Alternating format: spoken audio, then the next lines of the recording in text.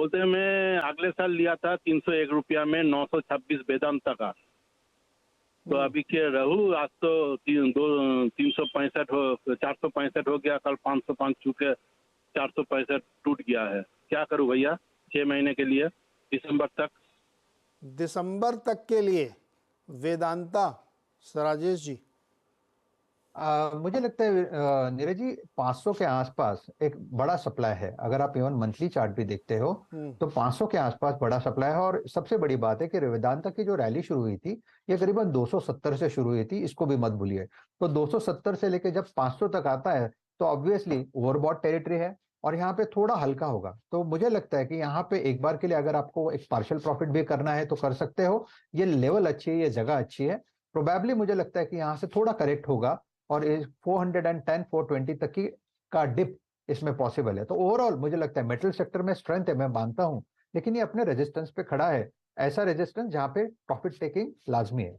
नहीं, ये कितने दिनों की बात, जो कि दिसंबर तक रुकना चाहते हैं, तो ये जो आप बता रहे हो ये बीच में हो जाएगा या दिसंबर तक ये होता रहेगा?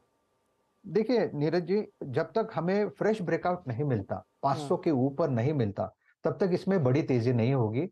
और ये कहने का रीजन ये है कि हमें ये भी सोचना पड़ेगा कि ये 270 से अपने ऑल टाइम रेजिस्टेंस पे जाके खड़ा है, तो यहां से वन वे जाएगा ये मुमकिन नहीं है, थोड़ा कूल ऑफ होना जरूरी है।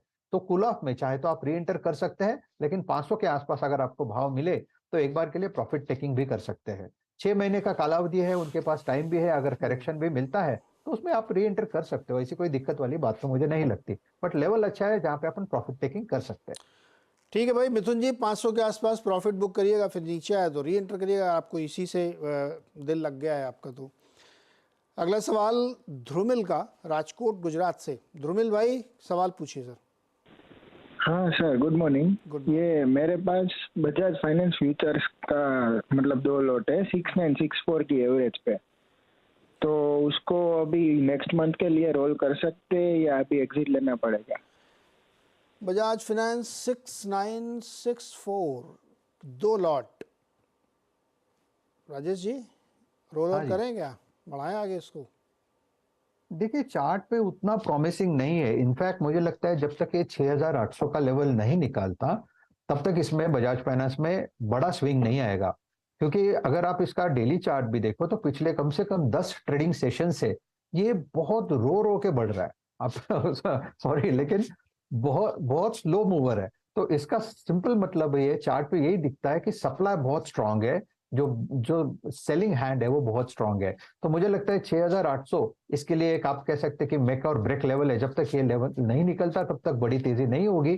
तो अगर आपको रोल ओवर के एंगल से अगर आप सोच रहे हो तो थोड़ा सा मेरे हिसाब से रिस्की है। तो फॉर मी मैं कहूंगा कि फिलहाल के लिए एग्जिट करें।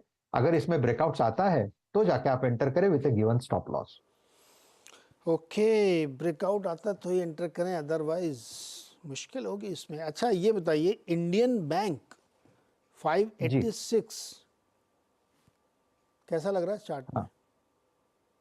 देखिए बेहतरीन चार्ट है। इनफैक्ट इसमें आज एक रेंज ब्रेकआउट हुआ है और अगर आप ब्रेकआउट की बात करें तो 570 एंड 500 ये जो 70 पॉइंट की जो रेंज थी, जो पिछले 3 महीने से ये जो ट्रेड हो रहा था इसी रेंज में, इसका ब्रेकआउट है। तो आपका जो टारगेट बनता है वो कम से कम मेरे हिसाब से 650 का बनेगा। तो जिन्हें स्विंग ट्रेड लेना है, आप कह सकते हैं कि 1 महीने के लिए मुझे लेना है, 15 दिन के लिए लेना है, उनके लिए ये ट्रेड यहाँ पे ओपन हुआ है। इसका स्टॉप लॉस जो आपको मेंटेन करना पड़ेगा नीरज जी, 550 का स्टॉप लॉस मेंटेन करें। 560 570 ये इसका एंट्री पॉइंट है, ये आप कह सकते हैं कि ब्रेकआउट जोन है। टारगेट 650। Last question